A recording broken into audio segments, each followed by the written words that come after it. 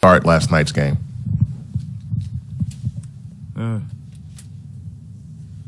Around my shooting time. Like literally after my shooting time. Like an hour and a half before the game or whatever? Yeah. And did that change your outlook, the way you approach the game? Not at all. I was just like, I'm a star, okay? I'm happy. I mean, let's get the job done. That's it. There was one instance where you're at the three-point line, you kind of read it out, and then you drove and had that big dunk. And then you also had a corner three where you took it, nailed the corner three. How do you kind of pick and choose if you're going to take the open shot or drive it to the hole right there? I mean, it just depends on whoever on the floor. I mean, and just shooting it whenever I get open, you know, it kind of help on the way the guard is. If I make it, now it's like it's more spacing. I mean, I can't just be the guy that get the open three-point shot and not shoot it. I mean, I got to shoot it because I'm capable of doing it. And no, it just bring confidence into me and it space up a lot of things. And then I just choose and pick when to shoot, when to drive because you got Steph, Clay, and JP flying all over the screens. Now you got to pick and choose who you pass to, when to drive.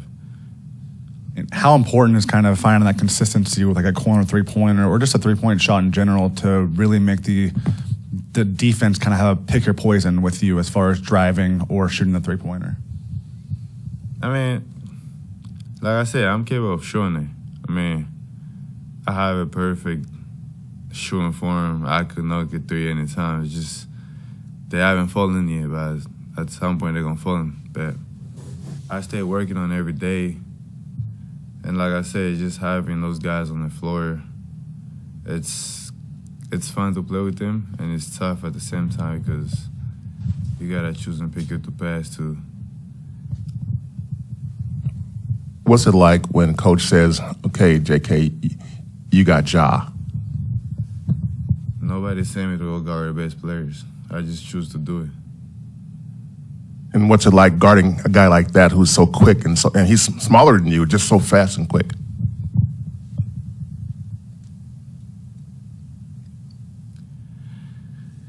I mean, I always want to guard people.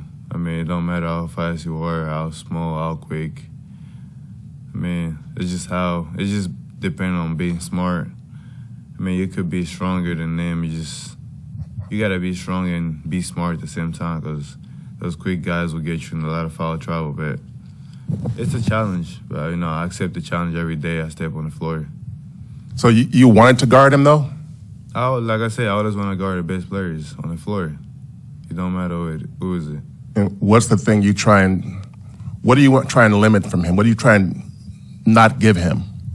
Try to limit them from scoring and being comfortable. Was that kind of a similar thought? Because you spent a lot of time on Kyrie when the Nets were here. Is that a similar thing? You just want No, it's not similar at all. Kyrie not in is actually defending him, but just in wanting. Kyrie is just way different than a lot of the guards that I ever guard. Because Kyrie could do even way more. He has everything he has pretty much everything. So it was even tougher guarding Kyrie than guarding Ja. But just that desire to be on their best. That's always my challenge. I always love doing it. I mean, I never run away from smoke or nothing like that. I just always like to go out there and guard the best players. When you're guarding when you're going to guard these guys, do you get advice from your teammates, like from Iguodala or from Draymond? Do these guys pull you aside and kind of coach you up on how to guard these guys? I mean, we always have scout report. I mean, I don't get no advice from anybody that much. I mean, we go with the scout report and watching more films, being consistent. Like, especially me as a young player, I watch more films on knowing who I might end up guarding. I know I might end up guarding everybody, but before the game, I kind of watch films on pretty much everybody, even players that don't play. So knowing that whenever they step on the floor, how am I going to guard them? And then I focus more on the best players because they don't got one move. Going to happen to do a lot of things at some point. You got to know how to guard him and not foul him. On a team like this with so many veteran and really established offensive players, Steve has come in here a lot and say for younger players like you, being able to defend, being able to do the little things is how you are going to earn playing time. So for you, having this passion and desire to defend the opponent's best player, was that almost something you're not excited for, but just say, oh, that's how I'm going to get on the floor, then great, because I already like to do this? I mean, I just love to guard. Like, it's something I love to do it. But, going back to your point, I feel like that kind of helped me even gain more time on the floor and just gain more respect or trust from my teammate and the coach. With your vertical, is it hard? Is it tempting? Is it hard to learn to stay down and not go for the fakes and stuff, to just stay down? Not at all. I mean, it depends on players. Like I said, some of the players are tricky to guard. Like if you play against somebody like DeRozan, you know the pump fake is coming. Playing against Kyrie, it's not really consistent pump fake. So, I mean, it's tough. Like I said, guarding is not that easy. It's just studying their game every single day, like watching what they do, watching what they love to do, what type of move they like to get into. Man, it's like going to school, learning about new stuff. That's pretty much what I do. You have over 100 NBA games under your belt now. What's just like the biggest lesson you've learned over that span? I mean, pretty much the biggest lesson is just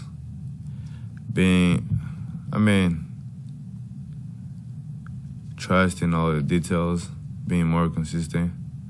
And the bigger thing, like I said, just details in the game, like knowing where you need to be, knowing what you need to do, knowing every play.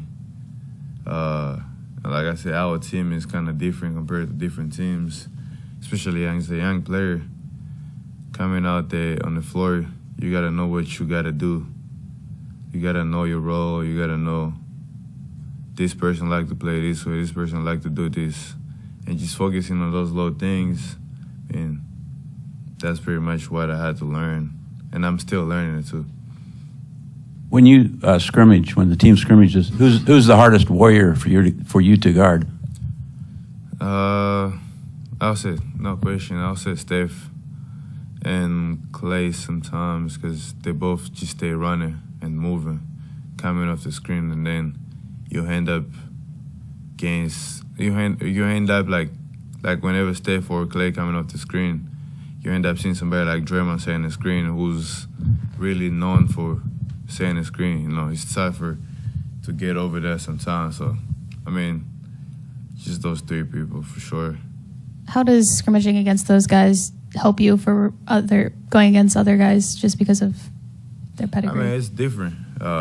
It's different because they don't really need to have the ball most of the time in their hands to affect the game because they stay moving. I mean, different players just want to have the ball most of the time in their hands, and that's kind of easier to guard compared to guarding Steph and Klay. But that's the biggest challenge because I'm out here guarding two All-Famers, two best shooters in the world. Steph Curry, one of the best players in the world. Guarding them every single day in practice is the biggest challenge. I mean, I learn and I grow from that every single day. What are your thoughts on Moses' G League assignment? And can you give us any insight into his mentality right now?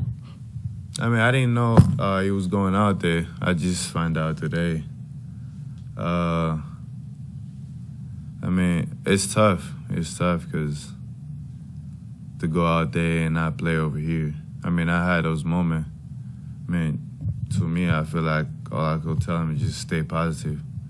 Because like I said, things just switch every second because the beginning of the year I was getting a lot of DNP. And I know for sure some coaches was looking for me to go down to Santa Cruz and go out there and play and something like that. But I just kept my head up and kept working and just being positive every day. I mean, like I said, things just switch. Like you never know whenever your time or your name's going to be called. we know that Andre is, you know, a really smart player and all of that, but how has he helped you? I mean, are there ways in which he has helped you develop your game and just, you know, little tricks or whatever? I mean, I wouldn't say like help me develop my game, but I'm gonna say like just my mental. I mean, just him talking to me every single day. I mean, I'm not gonna say I'm gonna be perfect every day. Just him being around, you know, there is a lot of things that be going on that he's gonna be the one come up to me like, yo, just stay positive. Like the times I wasn't playing, I mean, or times when I'm playing, and they're telling me like, yo, you don't need to do too much. Like you could just go out there, do these little things like this, like that. It's gonna help you to stay open or be open or get what you need out there, you know, things like that, you know, things like that kind of help.